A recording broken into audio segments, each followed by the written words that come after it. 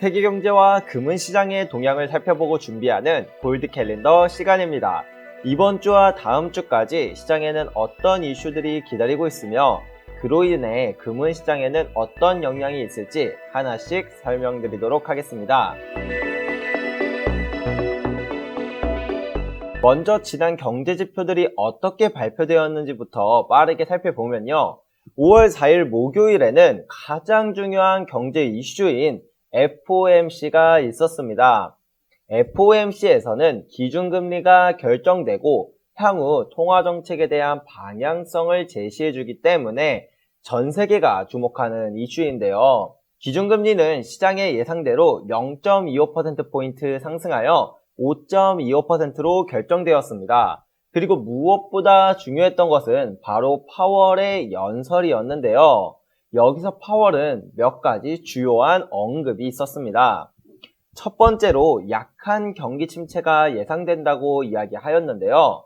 이전에는 항상 미국 경제는 강하다고만 말했던 것과는 다르게 약한 경기 침체가 예상된다는 식으로 기조가 바뀌었습니다. 사실 많은 경제 지표들에서는 이미 경기 침체의 신호를 많이 주고 있었기에 시장 참여자들은 예상하고 있었지만 이제 연준도 어느 정도 공식적으로 경기 침체를 인정하는 느낌의 발언이었습니다. 다음으로 인플레이션에 대한 부분도 언급이 있었는데요. 인플레이션이 잘 안 내려올 것이라고 이야기하였습니다.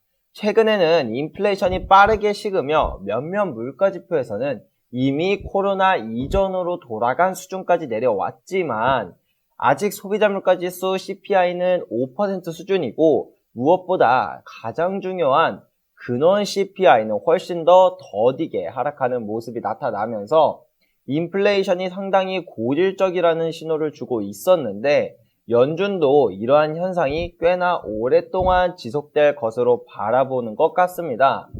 마지막으로 다음 FOMC에서 금리를 어떻게 할 것인지에 대한 힌트도 주고 갔는데요. 다음 FOMC에서는 특별한 상황이 나타나지 않는다면 웬만해서는 동결할 것이라는 발언이었습니다.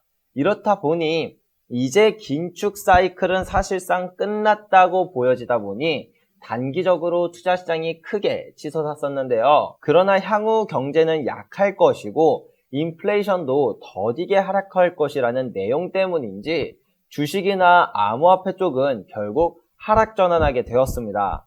하지만 금은 오히려 역사상 최고치에 다가가면서 큰 상승의 모습이 나타났었습니다. 왜냐하면 경제는 안 좋은데 물가가 높다는 것은 사실상 스태그플레이션을 의미하는데 스태그플레이션에서 가장 빛나는 자산이 바로 금이기 때문이죠.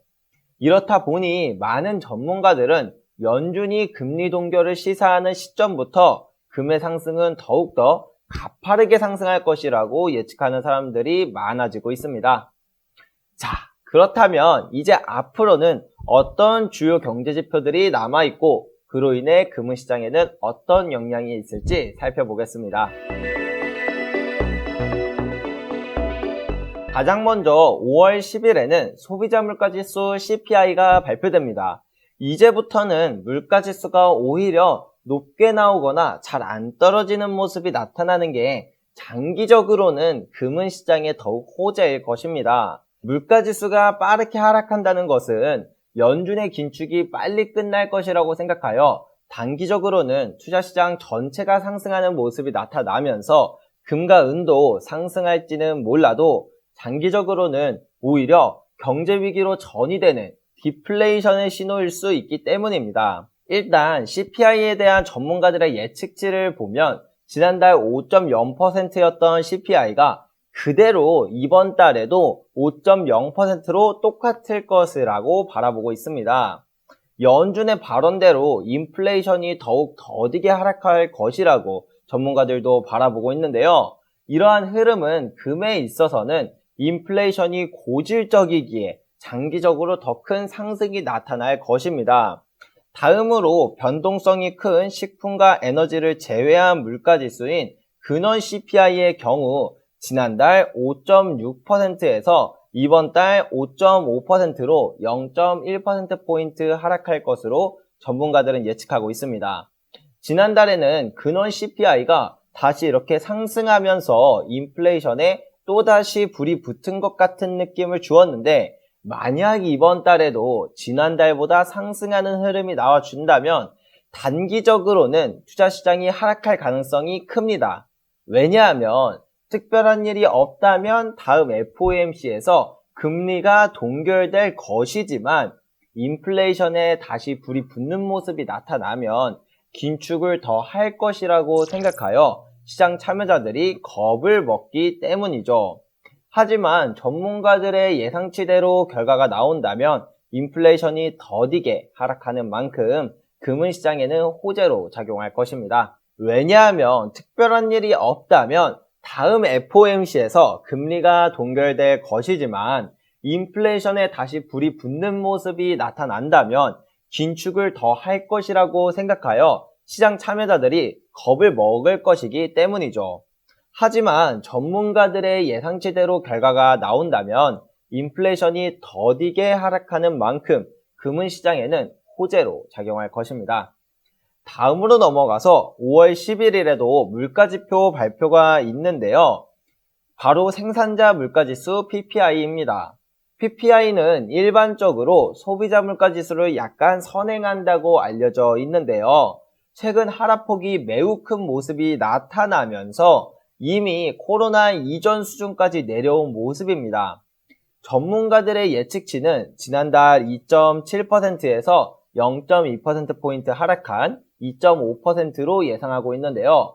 이 정도 수준으로만 나와준다면 인플레이션도 더디게 하락하면서 금리 동결의 시나리오로 가게 될 것이라고 시장 참여자들은 생각할 것이기 때문에 단기적으로도 장기적으로도 금은시장에는 좋게 작용할 것으로 보여집니다.